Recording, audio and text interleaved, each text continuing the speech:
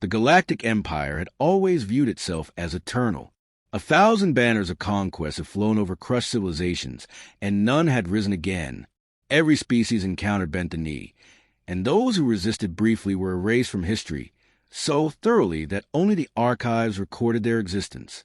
The Empire did not simply rule. It suffocated hope before it could breathe. Worlds that had seen centuries of rebellion against other masters simply broke at the first sight of imperial fleets.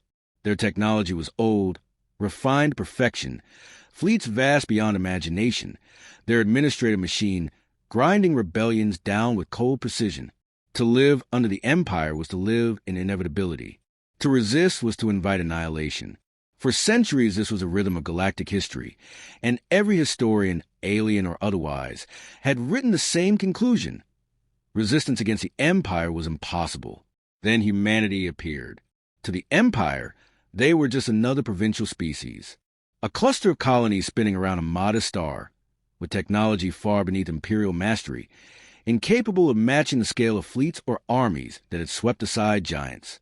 Humans were cataloged, classified, and considered no threat.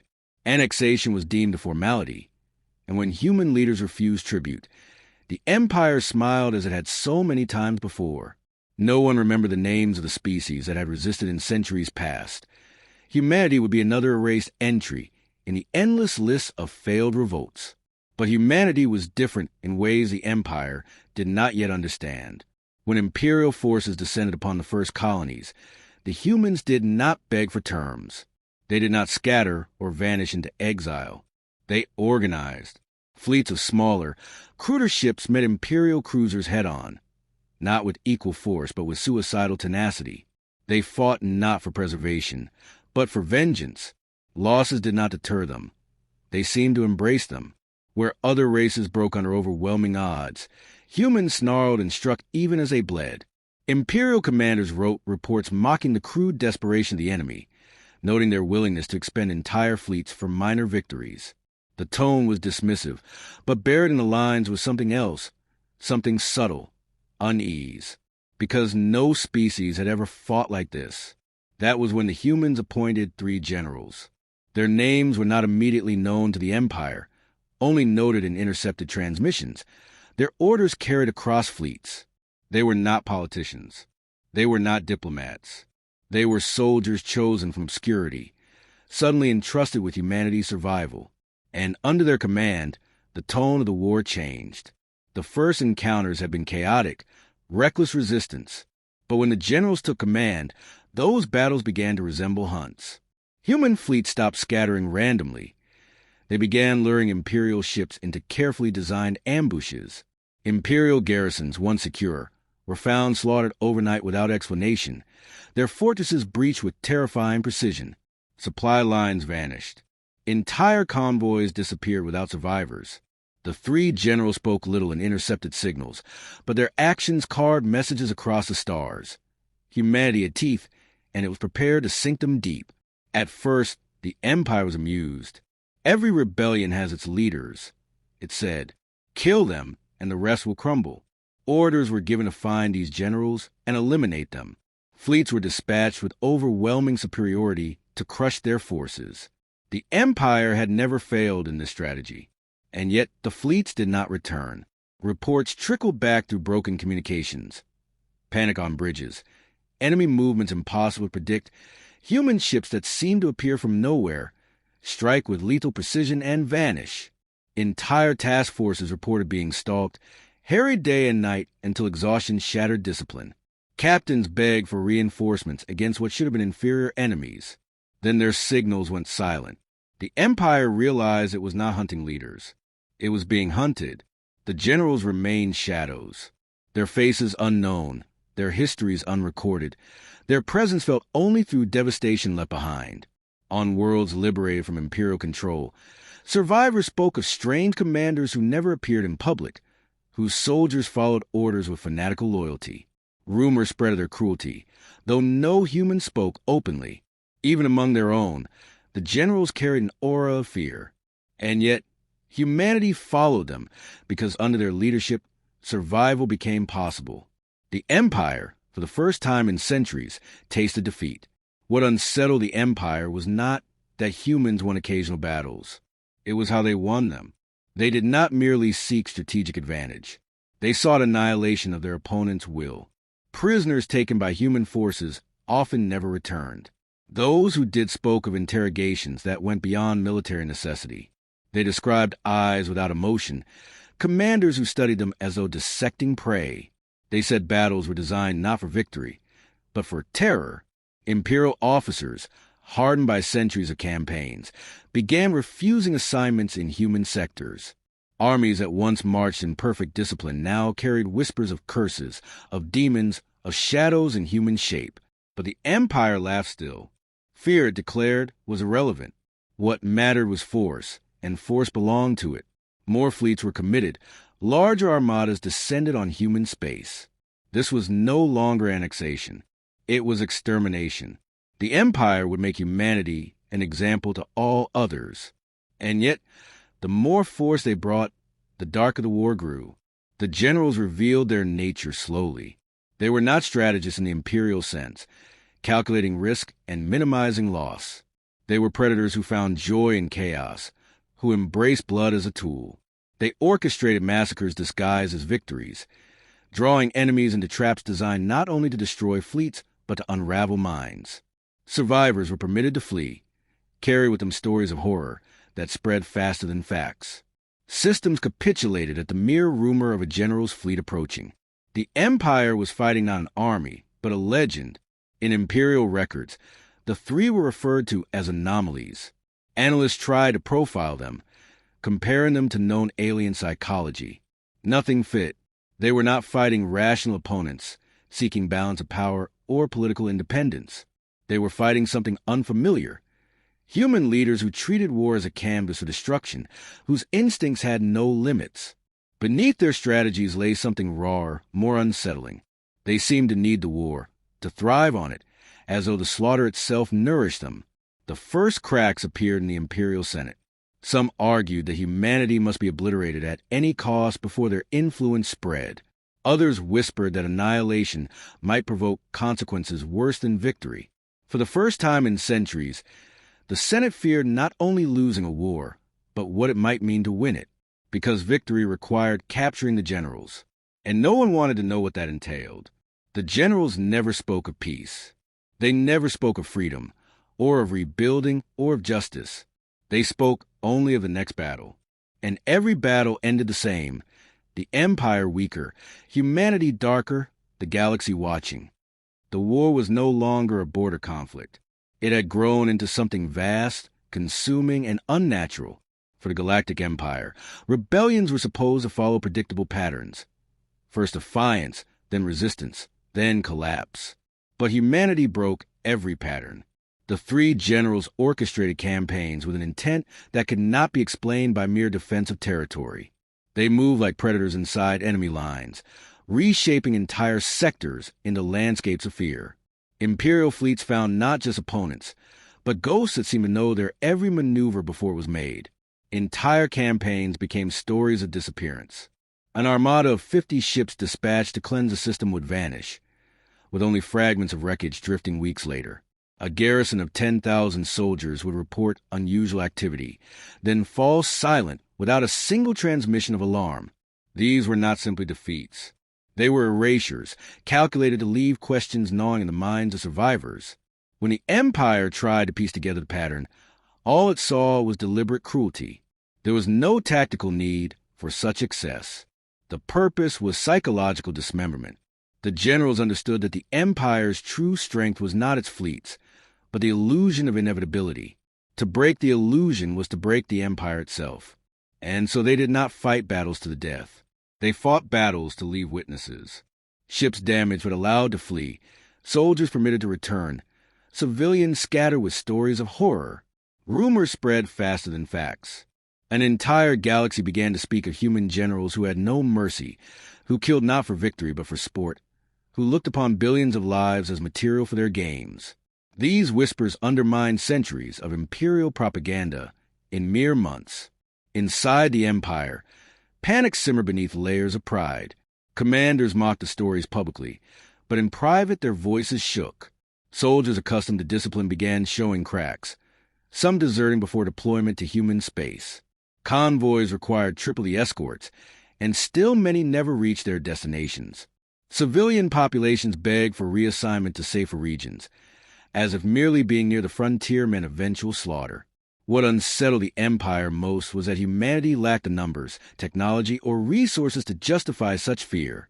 And yet the fear spread, because fear was the weapon the generals had chosen above all others. The three began to acquire names, whispered in dread across alien tongues. One was called the Butcher, whose fleets left systems burning and corpses displayed as warnings. Another was a Shadow, whose movements no one could predict, who appeared in the heart of enemy formations and vanished again, leaving only ruin. The third was a Ghost, whose presence was never confirmed, but whose hand was suspected in every unexplained disappearance. Whether these names were human inventions or imperial fabrications no longer mattered. They had become myth, and myths moved armies. The Empire struggled to adapt. Its military machine was built for overwhelming force, not countering enemies who fought as if war itself were an art of fear. Imperial strategists proposed tightening control, imposing harsher discipline, and silencing rumors. But every time they tried, the generals created new spectacles of terror that shredded morale faster than censorship could conceal. One fleet commander who dared mock the humans in an open broadcast was found days later adrift in his flagship, his crew slaughtered in silence, his body positioned before the communications console as if forced to witness his own failure. There were no survivors. The message was not strategic. It was personal. The Senate grew restless. Some demanded escalation. Burn every human world to ash. Cleanse their colonies so completely that no one could ever doubt imperial supremacy again. Others warned that doing so would only feed the myth of humanity, proving to the galaxy that the Empire itself feared them. The arguments grew bitter, each side speaking not a strategy but a dread. For the first time in centuries, the Empire debated not how to rule, but how to survive perception. As the war dragged on, humanity itself began to shift. Civilians whisper the generals with reverence and unease. They had become saviors, yes, but saviors whose methods unsettled those they protected. When imperial outposts were crushed, it was not liberation that greeted the survivors. It was silence, shadows, rumors of executions carried out in cold efficiency. Even allies among humanity began to wonder if victory would leave them chained to protectors more terrifying than their oppressors. Yet doubt was drowned beneath necessity. To question the generals was to question survival, and in that moment survival was all that mattered. The true horror revealed itself when Imperial intelligence finally pieced together fragments of the generals' histories. They had not risen through politics or alliances. They had risen through war alone. Their records were scattered with hints of disciplinary issues, whispers of brutality in training, unresolved investigations into atrocities during early conflicts. None of it had mattered before. In times of peace, such figures were shadows at the edges of the military, useful in small wars but too dangerous to trust with power. But when humanity faced extinction, those shadows had been called forward, and in them humanity had found its monsters. The Empire realized too late that it was not facing ordinary leaders. It was facing predators who had been waiting for the right stage to reveal themselves. The war changed tempo. No longer was it about controlling systems or supply lines. It became a spiral of terror, accelerating downward with each campaign. The Empire found itself reacting, never acting, always a step behind. Every fortress became a tomb, every advance a trap, every retreat another story of humiliation. Imperial officers no longer asked how many ships they commanded, but whether they were unlucky enough to encounter one to three. Survival depended not on discipline but on fortune, and fortune was running out. Even within the Empire's heart, whispers grew uncontrollable. Children spoke of human monsters in the dark. Soldiers carried talismans for protection. Entire academies filled with cadets considered desertion before they even graduated. The Empire's greatest fear had come true. The myth of invincibility had been shattered. Humanity had no fleets large enough to conquer, but it had shown the galaxy that the Empire could bleed, and worse, it had shown that the Empire could fear. And once fear had taken root, it spread faster than any weapon. The generals did not care for diplomacy. Offers of negotiation were ignored, attempts at truce rejected with silence. They were not interested in treaties or borders. They wanted the war itself, a war without end, where every victory fed their hunger. And though humanity's leaders tried to portray the conflict as a struggle for freedom, even they could not deny the truth in private. Their survival now depended on killers who thrived in chaos, who would never stop until the empire itself was destroyed or until the galaxy lay trembling before them. The collapse of the empire did not come with a single battle. It came with silence, with entire fleets refusing to engage, with soldiers laying down their arms before a shot was fired, with worlds surrendering at the first whisper that the humans were approaching. The war that had once been waged with massive fleets and grand strategies had turned into something closer to infection. Fear spread faster than commands, breaking chains of command before the generals even arrived. Entire sectors that had once bristled with imperial defenses became empty halls, abandoned posts, star bases left adrift without a crew to man them. The Empire still possessed overwhelming numbers, still held technologies beyond human reach, but numbers meant nothing when courage had vanished. The generals moved like shadows over this disintegrating structure. They no longer pretended to fight as traditional commanders. Their fleets did not march in order, nor did they seek direct confrontation. They stalked, striking here and vanishing, appearing on the opposite end of the galaxy days later with precision that seemed impossible. The Empire poured resources into tracking them, but every attempt to corner them ended in failure. Convoys meant to lure them became their prey. Fortresses meant to trap them became tombs for the soldiers stationed within. No matter what was attempted, the humans turned it into another lesson in terror. By now, even humanity had begun to fear the generals they had unleashed. Colonies liberated from imperial control received no comforting words, no celebration of freedom. They were ruled in silence by soldiers who answered to shadows. Survivors spoke of a coldness in the presence of those leaders, a stillness that chilled more than the threat of annihilation ever had. Humanity had survived only because its predators had taken command, and those predators were now unstoppable. The galaxy understood that what moved at the heart of the human war effort was no longer simple resistance, but something far darker, something that devoured order itself. The Empire's heart trembled as systems closest to the core began collapsing without resistance. It was not defeat in battle, but surrender in spirit. Governors transmitted oaths of loyalty to humanity, rather than waste soldiers in a fight already lost. Imperial fleets disobeyed commands, retreating before combat, entire admirals vanishing into exile. Panic consumed the Senate. Some factions demanded the extermination of humanity through planet-killing weapons, but deploying such terror would only confirm the Empire's weakness, and hesitation allowed the generals more space to spread their legend. Others argued for negotiation, but how could one negotiate with predators who never spoke? The three no longer needed to reveal themselves through official channels.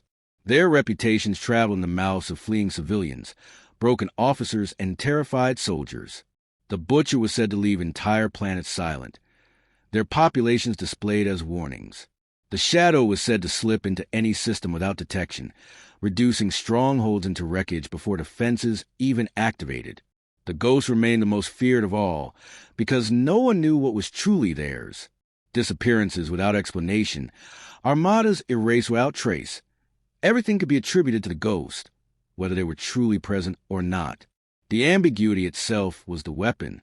Even the human high command began to question what had been unleashed. Politicians who once thought the general's temporary tools now whispered of removing them, of reining them in before victory, turned into tyranny. Yet none dared to act. The soldiers followed the generals, not the politicians. Any attempt to limit them would shatter the fragile unity of humanity's forces. Humanity had gambled its survival on killers, and now it was too late to take the dice back. The final campaigns unfolded not as wars, but as hunts. The generals targeted the core world of the Empire, the symbolic heart of millennia of dominance. They did not need to defeat them directly. They only needed to make them bleed fear. And so they orchestrated attacks designed to break confidence rather than infrastructure.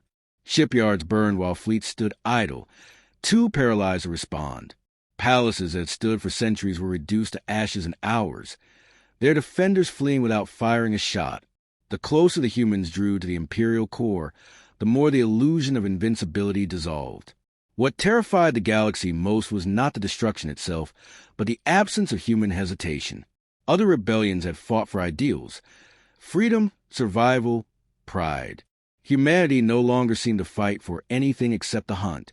The three generals had stripped away pretense, revealed themselves fully as predators in human skin, and the war became their feast. Every act of cruelty was not a means to an end, but an end in itself. The galaxy had forgotten that such beings could exist, and in remembering, it recoiled in horror.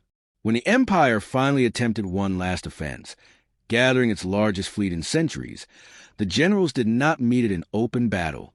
They let it linger, feeding rumors through intercepted transmissions, striking small elements at the edges until morale decayed. Crews mutinied, admirals executed themselves rather than face capture, and the fleet dissolved before the decisive engagement ever occurred. By the time the generals arrived, there was nothing left but drifting hulks and broken signals. The greatest armada in Imperial history had died not by fire but by fear. The Empire's collapse became irreversible. The Senate fractured, some members fleeing to hidden worlds, others begging for surrender. Entire sectors declared independence, no longer willing to tie their fate to a corpse. The once immortal empire dissolved into fragments, its banners burning across 1,000 skies. At the center of this ruin stood three human generals, not heroes, not liberators, but predators who had carved their legend into the bones of a galaxy. Humanity survived, but the victory carried no celebration. Colonies looked upon their generals with awe and dread. Whispers spread that they had sacrificed their souls for survival, that an unleashing of humanity had invited something it could never again contain.